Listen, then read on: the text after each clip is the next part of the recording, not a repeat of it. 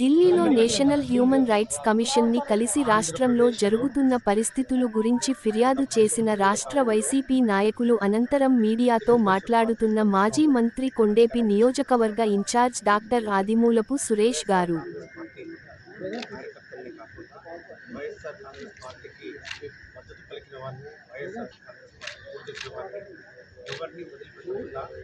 వందలాది మంది మీద హత్య ప్రయత్నం జరగడం జరిగింది.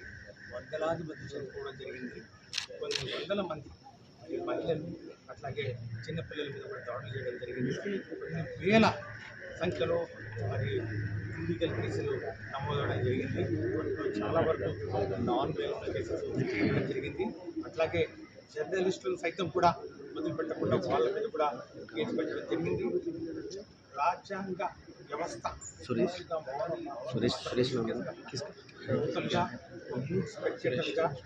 సైలెన్స్లో ఉంటున్నటువంటి పోలీస్ వ్యవస్థ పూర్తిగా నిర్వీర్యమైపోయినటువంటి పరిస్థితుల్లో దిక్కు తోచక ఈరోజు వైఎస్ఆర్ కాంగ్రెస్ పార్టీ ప్రతిపక్షంగా ఈరోజు ప్రజల పక్షాన నిలబడుతూ ఇక చివరి అస్త్రంగా ఈరోజు మేమందరం కూడా పార్లమెంట్ సభ్యులు, లోక్సభ మరియు రాజ్యసభ వైవి సుబ్బారెడ్డి గారి నాయకత్వంలో మా నాయకులు జగన్మోహన్ రెడ్డి గారి ఆదేశాల మేరకు మరి మాజీ మంత్రులు, మరి అట్లాగే ఎమ్మెల్యేలు, ఎమ్మెల్సీలు, మాజీ ఎమ్మెల్యేలు అందరూ కూడా ఈరోజు నేషనల్ హ్యూమన్ రైట్స్ కమిషన్ను ఆశ్రయించడం జరిగింది.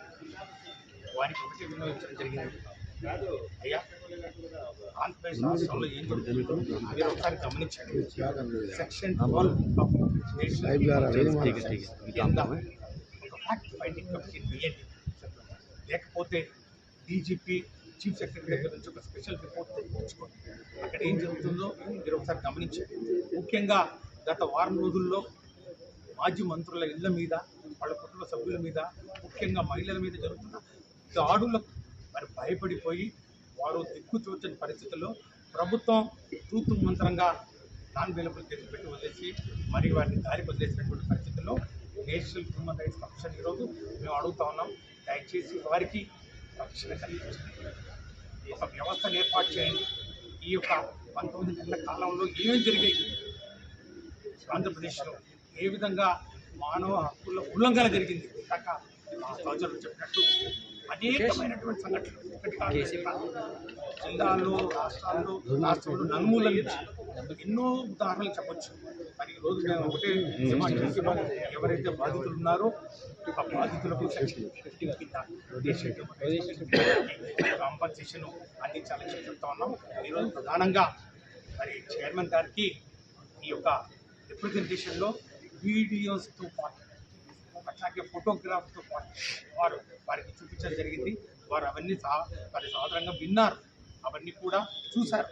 తక్షణమే ఖచ్చితంగా ఏదో ఒక నిర్ణయం తీసుకుంటామని చెప్పి మరి తెలియజేస్తున్నారు. ఖచ్చితంగా మేము ఈరోజు డిమాండ్ చేస్తున్నాం, ఆంధ్రప్రదేశ్లో ఒక ఆటవిక ప్రభుత్వం నడుస్తూ ఉంది. రాజ్యాంగ ఉల్లంఘన పదే పదే జరుగుతుంది. రాజ్యాంగ సృష్టికర్త విగ్రహాలను సైతం ప్రొటెక్షన్ చేసుకునే పరిస్థితుల్లో ఉన్న నేపథ్యంలో హ్యూమన్ రైట్స్ కమిషన్ ఇంటర్వ్యూన్ కావాలని చెప్పి ప్రజలు